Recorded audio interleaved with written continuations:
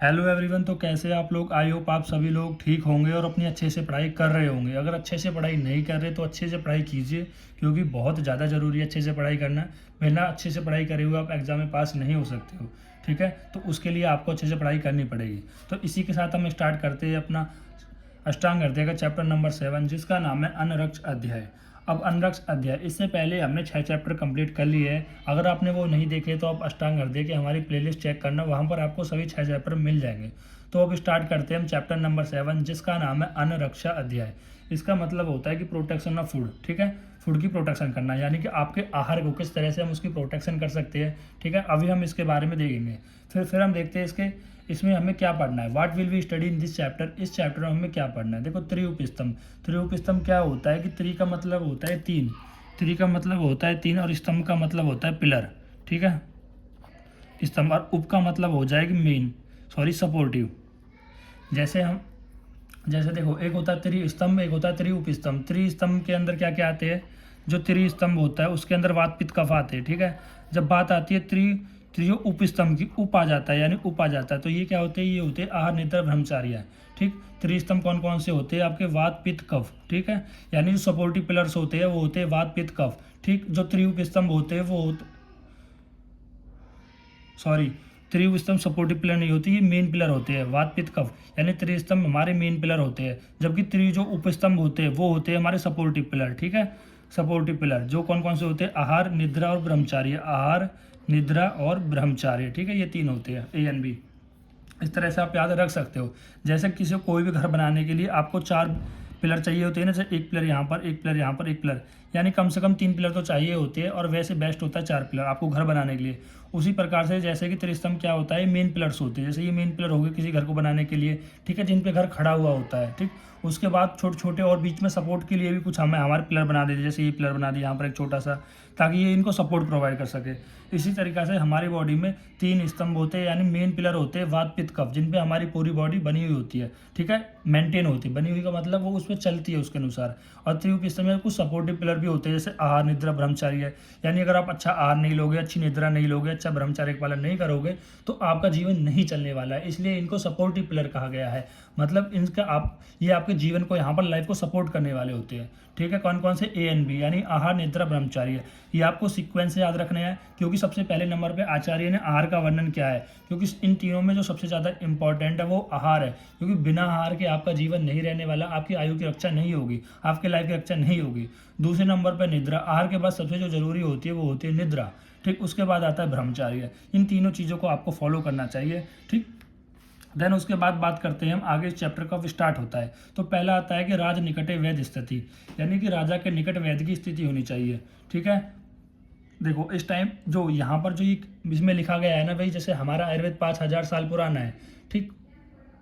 देखो, जैसे हमारा आयुर्वेद 5000 साल पुराना है, तो यहाँ पर उन्होंने, हमारे आचार्य ने किस तरह से सोच के लिखा है। जब राजा महाराजा का समय होता था तो उस टाइम पे कि अगर राजा को, आपके राजा सुरक्षित रहे, उनको कोई कुछ हो ना, ठीक है, अगर वो कुछ बीमार होते हैं तो जो वैद्य होता है उनका जल्दी से जल्दी इलाज कर सके। तो यहाँ पर इसके लिए बताया गया है कि राजा के निकट वैद्य स्थिति, यानी राजा के समीप ही होना चाहिए वैद्य हमेशा, ठीक है। तो बताया गया है कि प्राणाचार्य का कर्तव्य राजा के प्राणों की रक्षा करना है। देखो, प्राणाचार्य कौन होता है? ये वैद्य होता है, यानी वैद्य हो गया, डॉक्टर हो गया, इसका जो कर्तव्य होता है वो अपने राजा के प्राणों की रक्षा करना होता है, ठीक। उस टाइम पे हमारा आयुर्वेद पुराना था, तो उस टाइम पे राजा की बात की गई थी।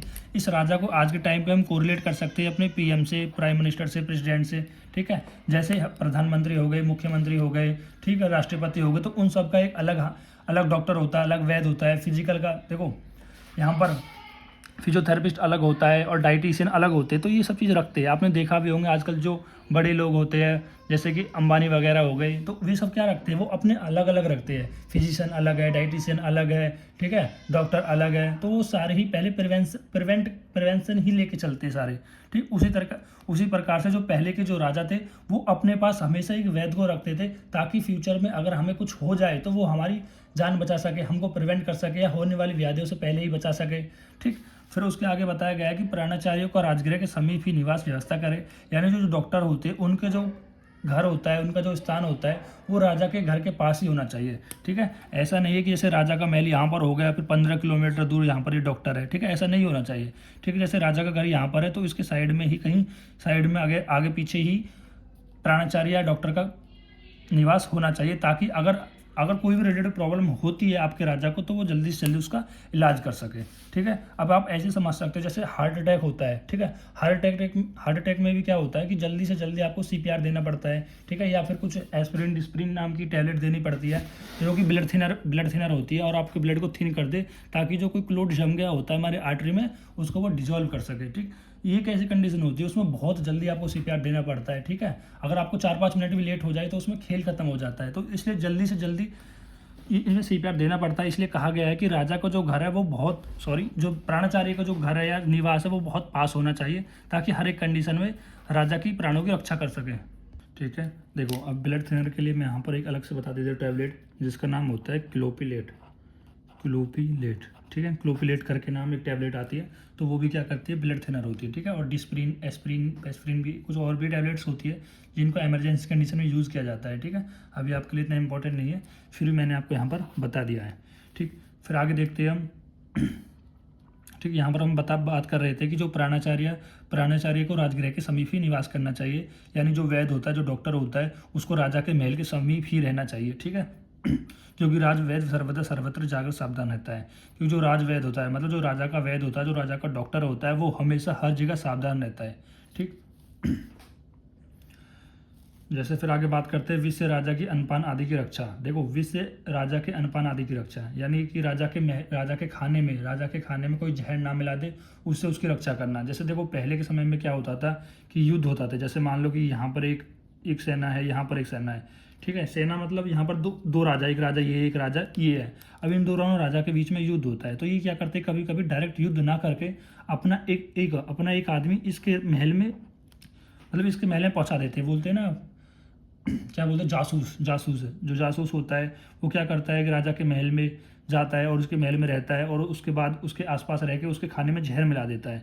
ठीक है, कि राजा इस खाने को खाएगा जिसमें जहर मिला हुआ है और वो मर जाएगा। इस तरह से कुछ यहाँ पर ही प्लानिंग करते थे, जासूसी करते थे, एक योजना बनाते थे जिससे वो बिना युद्ध लड़े ही राजा को मार देते और यहाँ पर इसके महल को अपना कब्जा लेते थे। इस तरह से यहाँ पर प्लानिंग चलती थी, पहले के टाइम पे वॉर होते थे। तो यही है कि राजा के खाने में कोई जहर ना मिला दे, तो उससे भी कह रहा है कि वैद्य को रक्षा करनी है। यानी कि वैद्य को हर एक चीज़ की, राजा कहाँ जा रहे हैं, ठीक है, क्या पहन रहे हैं, क्या खा रही है, ठीक है, तो ये सबको किसको ध्यान देना है, वो देना है आपके प्राणाचार्य को, मतलब वैद्य को, उन डॉक्टर। ठीक, तो अब देखते हैं राजा के अन्नपान की विशेष रक्षा करनी चाहिए। मतलब राजा के अन्न में कोई विष ना डाल दे, जहर ना डाल दे। ठीक है, तो उसकी रक्षा करनी चाहिए, उसकी परीक्षा करनी चाहिए। ठीक है, जैसे आपने देखा भी होगा कि इस मूवी में कि खाना खाने से पहले जो गार्ड होता है पहले वो खुद टेस्ट करके देखता है, ताकि उस खाने में कोई जहर ना मिला हो, ठीक है, कोई ऐसा पदार्थ ना मिला हो जिससे आपके बॉस को या आपके राजा को कोई हानि पहुँचे। ठीक, अब ऐसा हमें क्यों करते हैं, क्योंकि हम ऐसा इसलिए करते हैं कि जो राजा के अधीन ही हमारा योग और क्षेम होता है। मतलब जो योग होता है, देखो योग क्या होता है कि ना प्राप्त होने वाली वस्तु को भी प्राप्त कर लेना क्या होता है, योग होता है। एंड क्षेम क्या होता है, मतलब जो प्राप्त वस्तु है उनको बनाए रखना, उन्हें सुरक्षित रखना। ठीक है, जैसे मान लो कि अब राजा है, वही राजा ही प्रजा का क्या करता है, ध्यान रखता है, उसका पालन पोषण कौन करता है, राजा करता है। अब जैसे राजा युद्ध लड़ता है तो दूसरी जगह जीतता है, तो वहाँ भी जीतता है, तो वो सब चीज़ कैसे प्राप्त कर रहा है, तो राजा की, ये सब किसके अधीन है, राजा के तो अधीन है। अगर आपका राजा सुरक्षित रहेगा तो आपको योग और क्षेम ही मिलेगा। ठीक है, आप अपने जीवन अच्छे से व्यतीत कर सकते हैं, तो वे किसके अधीन है, राजा के अधीन होता है। जैसे आप मान लो कि आज हमारा प्राइम मिनिस्टर प्रधानमंत्री मोदी है। ठीक है, हमारा जो प्राइम मिनिस्टर है वो नरेंद्र दामोदर मोदी है। तो वही तो हमारे पूरे देश को चला रहे हैं। अगर उनकी रक्षा रहेगी तो हमारी रक्षा रहेगी। ठीक है, जैसे आपने केस देखा होगा अफगानिस्तान में जो वहाँ का प्राइम मिनिस्टर था, नाम तो मुझे याद नहीं है, वो छोड़ के भाग गया था। ठीक है, मतलब कुछ वहाँ पर कुछ ऐसे लोग बढ़ गए थे, कुछ ताइवान के जो लोग थे। ठीक है, अभी मुझे ध्यान आया, ताइवान के कुछ लोग थे जिन्होंने क्या किया है, अफगानिस्तान पर कब्जा कर लिया था, क्योंकि वहाँ पर वो किसी तरह से घुस गए। ठीक है, वहाँ की आर्मी को उनको तहस किया, और जो जहाँ के प्राइम मिनिस्टर थे वो डर के मारे छोड़ के भाग गए। ठीक है, जब डर के वो छोड़ के चले गए तो उनके अधीन जो आर्मी थी वो भी अच्छे से नहीं लड़ पाई। ठीक है, तो इस तरह से जो राजा होता है, आपका प्राइम मिनिस्टर होता है, ठीक है, उसके अधीन होता है। ठीक है, इसलिए आपको राजा के प्राणों की रक्षा करनी चाहिए। और योग और जो क्षेम होते हैं वो पुरुषार्थ चतुष्टय का साधन होते हैं। देखो पुरुषार्थ चतुष्टय क्या होते हैं, धर्म, अर्थ, काम और मोक्ष। ठीक है, वो किसका साधन होते हैं, योग और क्षेम का। योग और क्षेम का धर्म, अर्थ आदि का साधन है। योग और क्षेम ही धर्म, अर्थ, काम और मोक्ष का साधन होते हैं। ठीक है, उसके बाद हम बात करते हैं विषयुक्त भोजन पदार्थ या अन्न, मतलब कोई विषयुक्त भोजन हो सकता है या कोई अलग पदार्थ हो सकता है या किसी प्रकार का अन्न हो सकता है, ठीक है। उसमें विषयुक्त हो मतलब विष का होना, ठीक, जैसे आप खाना खाते हो उस खाने में कोई जहर ना मिला दे, या फिर कोई भी आप आइसक्रीम खा रहे हो या फिर कोई भी चीज़ खा रहे हो एनीथिंग, उसमें कोई जहर ना मिला दे, ठीक है। पहले हमें देखना है कौन से भोजन का ओदन, ओदन क्या होता है, जो उबले हुए भात होते हैं, चावल होते हैं, उनके क्या लक्षण होते हैं। यदि आपके चावलों में यदि कोई जहर मिला देता है तो उसके क्या क्या लक्षण देखे जाते हैं। तो पहला जो लक्षण बताया गया है वो होता है सांद्र, ठीक है, मतलब जो उबले हुए भात है चावल वो कैसे हो जाएंगे, थोड़े गाढ़े हो जाएंगे, थोड़ी चिपचिपे हो जाएंगे, देर से पकता है, ठीक है। अगर चावलों में जहर हो जाए, जहर मिला देगा कोई जासूस अगर कोई जहर मिला देगा, ठीक है, या कोई विरोधी मिला देगा, कोई आपको मारना चाहता है वो जहर मिलाता है, तो उस कंडीशन में जो चावल होंगे वो देर से पकेंगे, पकने पर भी आपको बासी लगेंगे, ठीक है। आपको लगेगा कितने दिन पुराने चावल है, कितने दिनों के हुए बने हुए, कुछ इस तरह से आप क्या कर रही है सब लक्षण दिखाई देंगे। और जो उष्मा होगी वो म्यूर कंठ तलियों के समान होती है। देखो म्यूर का कंठ, आपने मोर का जो कंठ देखा होगा उसके समान उसमें से उष्मा निकलेगी, भाप निकलेगी।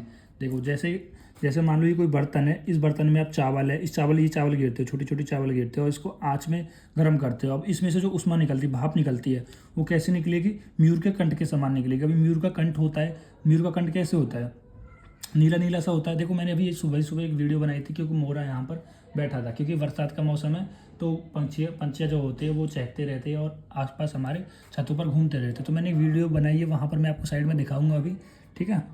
देन उसके बाद आता है सेवन, ठीक, सेवन में बताया गया है मोह मूर्छा प्रसेक, यदि आप ओदन मतलब जिसमें जहर मिला हुआ है उसको आप सेवन कर लेते हो, मतलब ऐसे चावल जिनमें विष मिला हुआ है, ठीक है, वो उसको सेवन करने से आपको मोह हो सकता है, मूर्छा हो सकती है, फेंटिंग, परसेक हो सकता है यानी लाल सुराग हो सकता है, एक्सेस सलाइवेशन हो सकता है, ठीक है। और जो बने हुए जो चावल है, जो उबले हुए चावल, उसका जो वर्ण होगा, कलर होगा, उसमें से जो स्मेल आ जाएगी वो बदल जाएगी।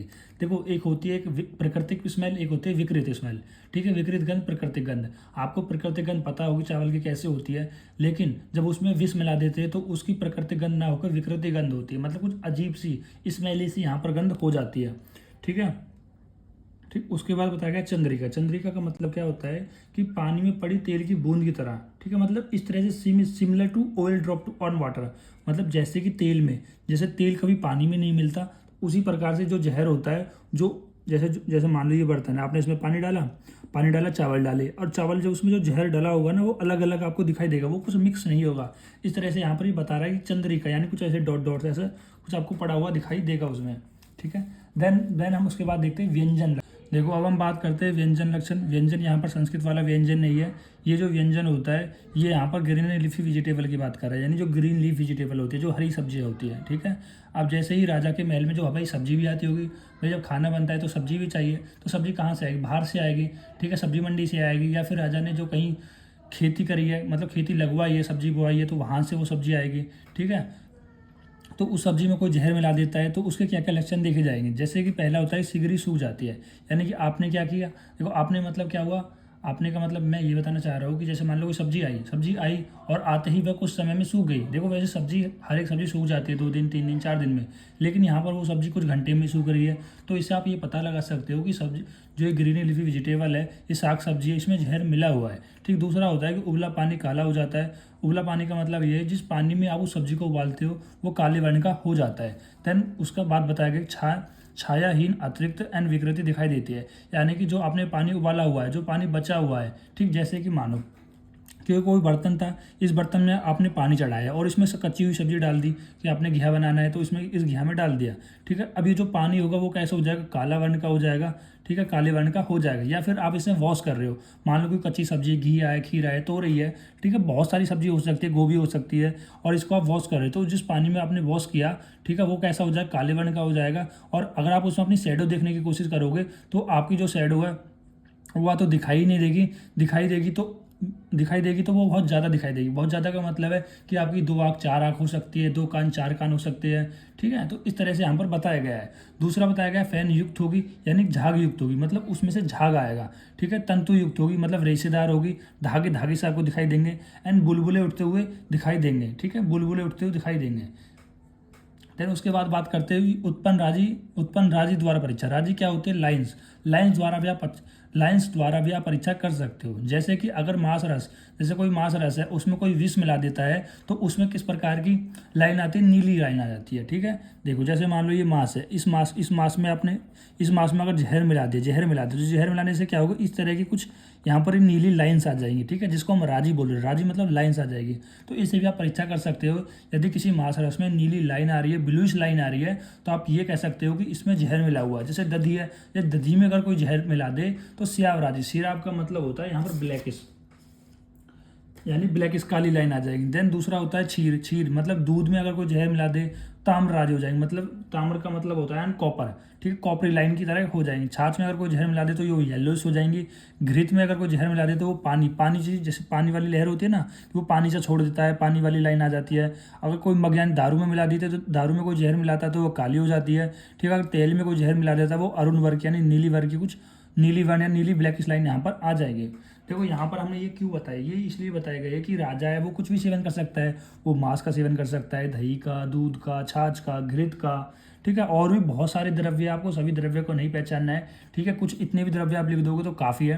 तो यही बताना चाह रहा है कि आपको हर एक जो भी एक आहार होता है, जितना भी आहार होता है वो आपको पहचानना चाहिए। उस आहार में जहर हो मतलब उसकी परीक्षा करनी चाहिए। ठीक है, अब भाई राजा ऐसे तो नहीं केवल एक ही प्रकार का आहार का सेवन करेगा, राजा कोई सा भी आहार खा सकता है। उस आहार में जहर मिला है नहीं मिला है तो आप उनकी परीक्षा भी तो आपको करनी चाहिए ना। आप हर बार खा के तो देखोगे नहीं। भाई मान लो एक डॉक्टर है, एक आम इंसान तो खा के चेक करके बताता है, लेकिन अगर कोई डॉक्टर है तो उसको पता होना चाहिए कि अगर मांस में जहर मिला हुआ है, उसमें नीली लाइन आ रही है तो इसका मतलब उसमें जहर मिला हुआ है। ठीक है, अगर घृत में जहर मिला हुआ तो घी जो होता है वो पानी से छोड़ देता है, पानी से लाइनें बन जाती है तो उसमें जहर मिला हुआ है। ठीक, अगर साग सब्जी में जहर मिला हुआ है तो वो झागयुक्त हो जाएंगी, उबला पानी काला हो जाएगा, सिगरी सूख जाएंगी। ठीक, यदि भात में अगर जहर मिला हुआ है तो पकने पर भी बासी सा लगेगा, गाढ़ा हो जाएगा, चिपचिपा हो जाएगा। और जब उसमें ऊष्मा निकलेंगी तो उसमें से भाप निकलेंगी, वो जो मयूर के कंठ के समान यानी नीली निकलेंगी, नीली ऊष्मा निकलेगी। अगर उसको सेवन कर लिया तब मोह हो जाएगा, मूर्छा हो जाएगा, बहुत अधिक लाल शराब होगा, उसका गंध और कलर बदल जाएगा। तो ये सब आपको क्या एक परीक्षा है, कुछ उसके लक्षण देख के कोई डॉक्टर पहचान सकता है। जो प्राणाचार्य है, जो वैद्य है, वो कैसे पहचानेगा, आप खुद सोचो ना। उसको पता होना चाहिए ना कि औधन के क्या लक्षण है, साग सब्जी के क्या लक्षण है। ठीक है, और बहुत सारे द्रव्य है, उनमें अगर मिला दे तो उनके क्या क्या परीक्षा हम कर सकते हैं इनको। तभी तो भाई डॉक्टर की इसलिए कहा जाए क्योंकि उस सभी चीज़ों को आपको याद करना पड़ेगा ना। ठीक, आपको इनको पता होना चाहिए। देन इसके बाद बताई जा रही है कि 2 प्रकार से पॉइजनस फूड की परीक्षा की जाती है। पहला होता है अग्नि से जलाकर, दूसरा होता है पशु पक्षियों को खिलाकर। ठीक, देखो पशु पक्षियों को खिलाकर आप ऐसे समझ सकते हो, जब एक्सपेरिमेंट जैसे हमने कोई वैक्सीन बनाती है तो उसका एक्सपेरिमेंट किस में करते हैं, माइस पे करते हैं, चूहों पर करते हैं, तो वो वहाँ पर हम कुछ छोटे छोटे एनिमल्स का लेते हैं। तो उसी प्रकार से भी पहले के ज़माने में भी एक्सपेरिमेंट करने के लिए कुछ पशु पक्षियों का ले लेते थे। ठीक है, पशु पक्षियों को खा के दिखा लेते थे कि अगर उनके कुछ नहीं हो रहा, अगर उनके चेंज नहीं आ रहा, उनकी कोई विकृति नहीं हो रही तो उसमें जहर नहीं मिला। अगर विकृति उत्पन्न हो रही है तो वहाँ पर जहर मिला हुआ है। अलग अलग प्राणियों में अलग अलग यहाँ पर विकृति होती है, अलग अलग लक्षण उत्पन्न होते हैं। जैसे पहले हम देखते हैं कि अग्नि से जलाकर, यदि ऐसा खाना है जिसमें जहर मिला हुआ है, अगर आप उसको अग्नि से जलाते हो तो अग्नि से जलाने पर जो अग्नि होगी वो एकावर्त अग्नि होगी। देखो नॉर्मली जब आप अग्नि जलाते हो तो इस तरह से कोई इधर जा रही है, कोई इधर जा रही है, इधर जा रही है। लेकिन अगर आप उसकी अग्नि जला रहे हो जिसमें जहर मिला हुआ है, मतलब आप ऐसा आपने आहार लिया है जिसमें जहर मिला हुआ है, तो अग्नि एकावर्त जलेगी, मतलब एक लो में जलेगी इस तरह से।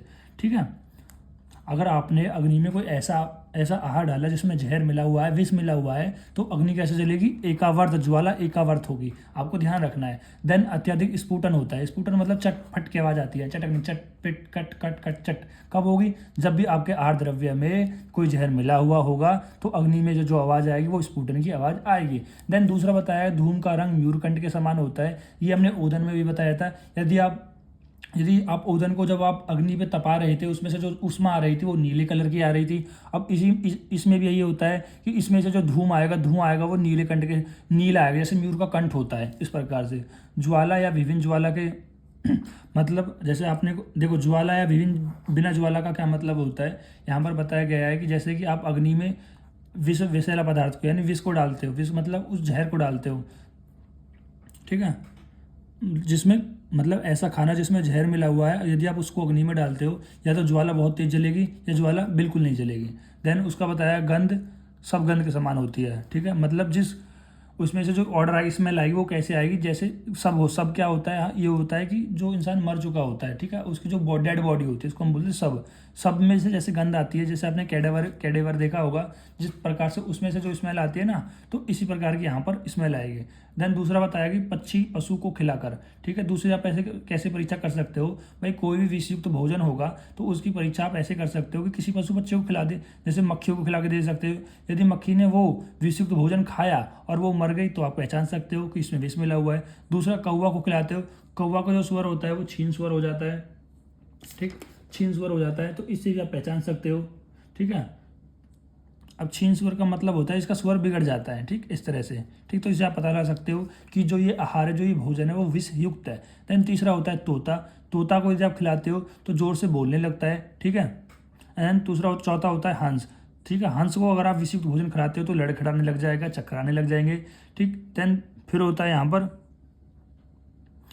ये म्यूर है, म्यूर मतलब मोरा, जो मोर होता है ना, यदि आप उसको विषयुक्त भोजन कराते हो तो वो नृत्य करने लगता है, नाचने लग जाता है। और बंदर को आप विषयुक्त भोजन का सेवन कराते हो तो वो मल का त्याग कर देता है, ठीक है। और भी बहुत सारे यहाँ पर बताए गए हैं, लेकिन आप इतना याद रख लेना। फिर उसके बाद बताया गया है, ये सब देखो, इस पहले इसी को देख लेते हैं। ये सब तो हो गए विषयुक्त भोजन, ठीक है। विषयुक्त भोजन जैसे कि चावल हो गए, साग सब्जी हो गए, ठीक है। इनकी कैसे हम परीक्षा कर सकते हैं, ठीक। दो प्रकार से परीक्षा बताई। फिर यहाँ ये तो बताया कि लाइन से द्वारा परीक्षा कर सकते हैं, राजी द्वारा। दूसरी परीक्षा बताई अग्नि में डालकर कर सकते हो, या फिर पशु पक्षियों को खिलाकर कर सकते हो। देन बताया गया विषदाता के लक्षण, ठीक है। अब जो विष देता है उसके क्या लक्षण होते हैं, ठीक। पहला जो लक्षण बताया गया मुख श्याव वन्य, यानी जो उसका मुख होता है वो काले वर्ण का हो जाता है, ठीक है।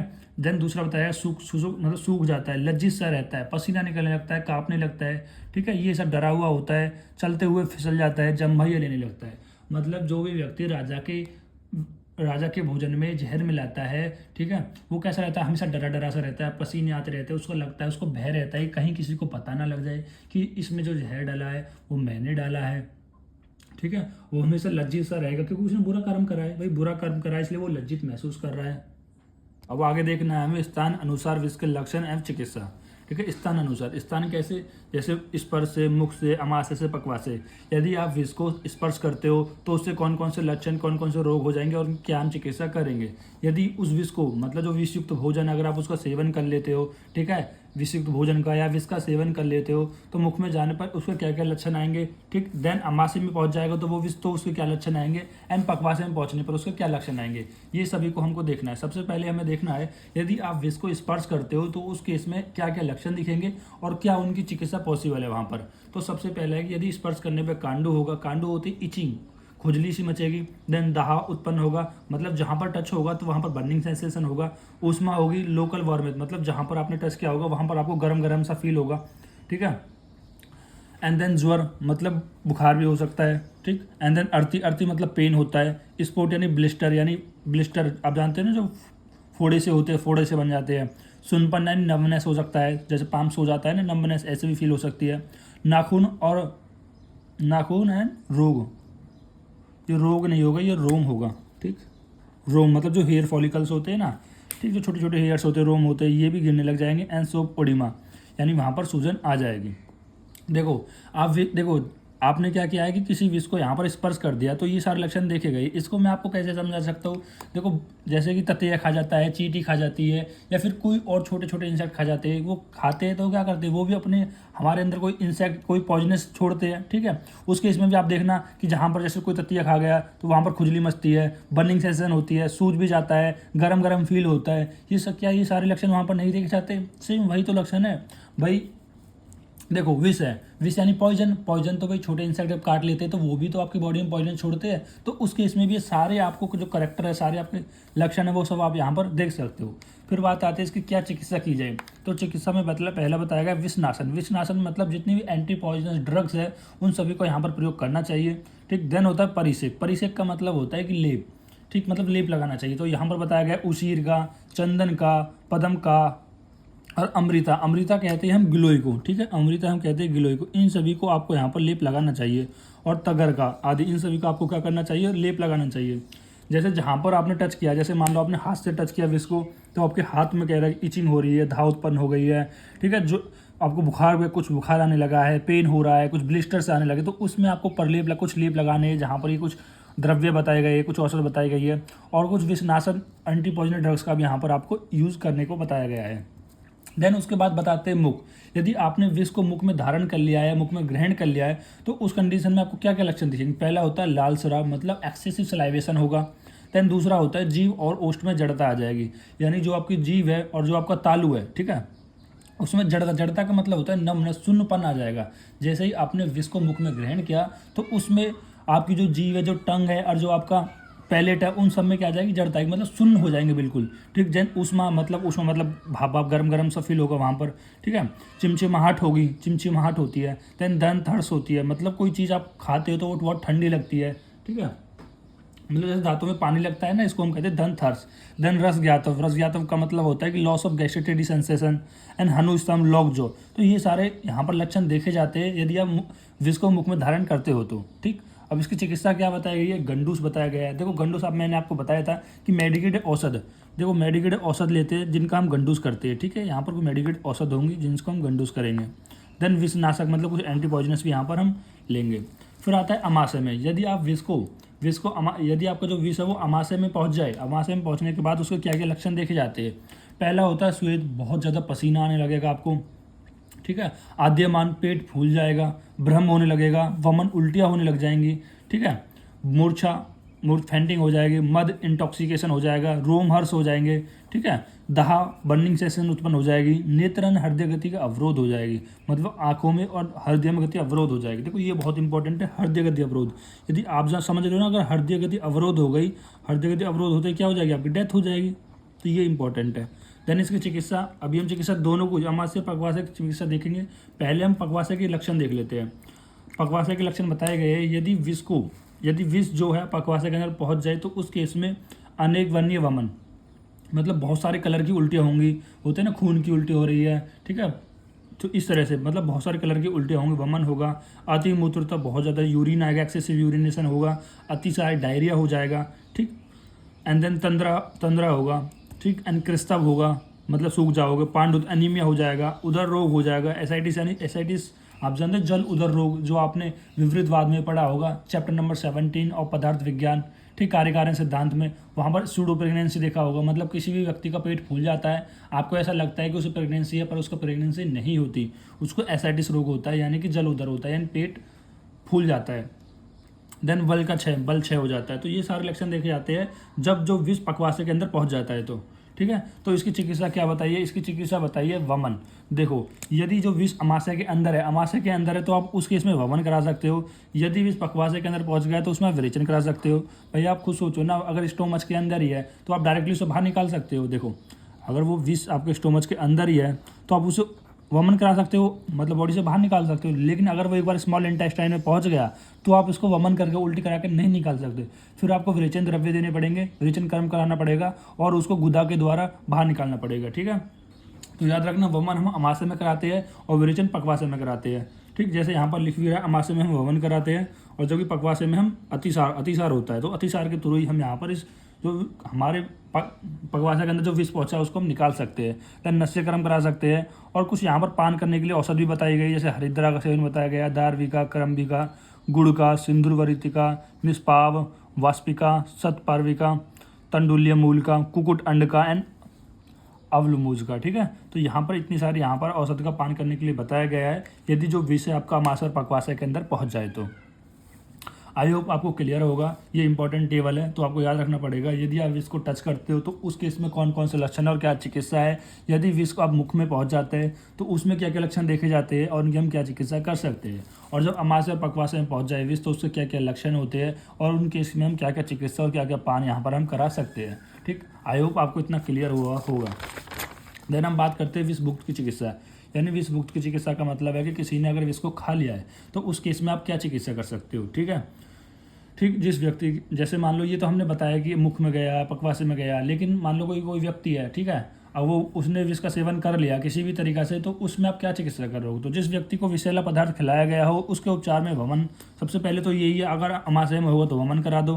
ठीक है, अगर अब पकवास में पहुंच गया हो तो विरेचन करा दो, ठीक, ये दो चीज़ करा दो। सबसे पहले तो वमन और विरेचन कराओ, ठीक। उसके बाद detoxification of heart by the fine powder of copper plus Honey. ये इंपॉर्टेंट है कि आपको डिटॉक्सिफिकेशन ऑफ हार्ट, यानी कि यहाँ पर हार्ट को डिटॉक्सिफिकेशन करना है। कैसे करना है, आपको यहाँ पर तांबर का चूर्ण लेना है, यानी कि जो तांबा होता है ना, कॉपर पाउडर लेना है, कॉपर का पाउडर लेना है, उसको हनी के साथ उसका सेवन कराना है। अभी करेगा क्या, जो भी हार्ट को शुद्ध करेगा, डिटॉक्सिफाई करेगा। क्योंकि हमने एक लक्षण देखा था ना भाई, जब अमाशय में पहुंचता है तो हृदय की गति को अवरोध कर देता है। तो यहाँ पर जो हृदय गति अवरोध हो गई है, इसको डिटॉक्सिफिकेशन कौन कर रहा है, कॉपर प्लस हनी।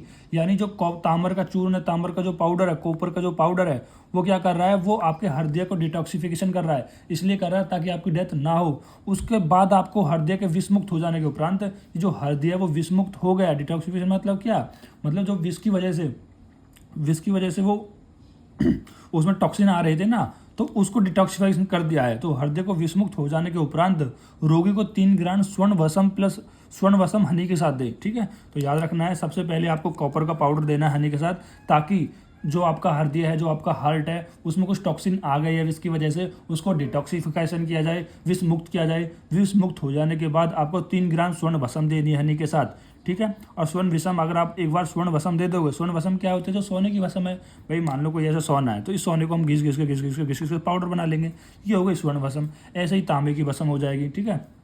अब स्वर्ण भस्म को इतना श्रेष्ठ बताया गया है कि जो भी व्यक्ति स्वर्ण भस्म का यहाँ पर सेवन करेगा विष वाली कंडीशन में, तो उस पर कोई भी विष का प्रभाव नहीं होता है। एक एग्जाम्पल से समझाया है कि जिस प्रकार कमल के पत्ते पर जल का असर नहीं होता, मतलब देखो जो कमल का पत्ता है वो जल में रहता है, फिर भी जल का असर उसमें नहीं होता।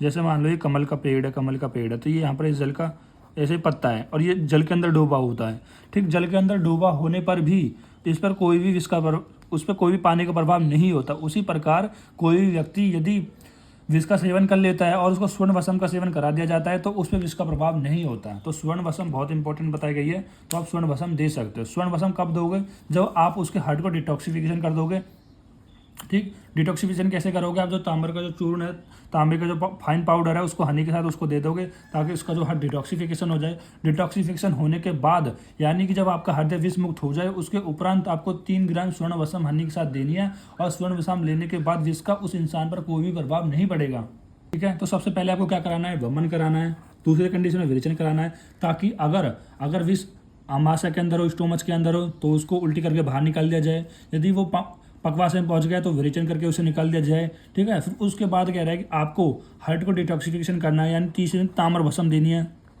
ताम्र भस्म, ठीक है। ताम्र भस्म देनी है ताकि आपका जो हार्ट है वो डिटॉक्सिफिकेशन हो जाए, टॉक्सिन से फ्री हो जाए। उसके बाद आपको चौथे नंबर पे देना है स्वर्ण भस्म, 3 ग्राम स्वर्ण भस्म देनी है और हनी के साथ देनी है, ठीक है। अब हनी के साथ क्यों देनी है, आप एक क्वेश्चन बोल सकते हो कि हनी का अगर आपने नेचर पढ़ा होगा ना, कि हनी का जो नेचर होता है बहुत जल्दी हमारे स्रोतों में पहुंच जाता है, ठीक है। जैसे हम हनी का सेवन कब करते हैं, कफ को निकालने के लिए, मतलब कफ को वो तोड़ता है, मतलब जो हनी होता है, शहद होता है, मधु होता है, वो कफ को क्या करता है, ब्रेक करता है, तोड़ता है, ठीक। और बहुत जल्दी हमारी बॉडी में पहुंच जाता है, तो इसलिए यहाँ पर हनी का प्रयोग किया जाता है, ठीक। और भी कोई रीजन हो सकता है, मैंने तो अपनी एक थ्योरी बताई है आपको, ठीक। इसी के साथ हमारा ये लेक्चर पार्ट 1 चैप्टर नंबर 7 का पार्ट 1 कंप्लीट होता है, ठीक।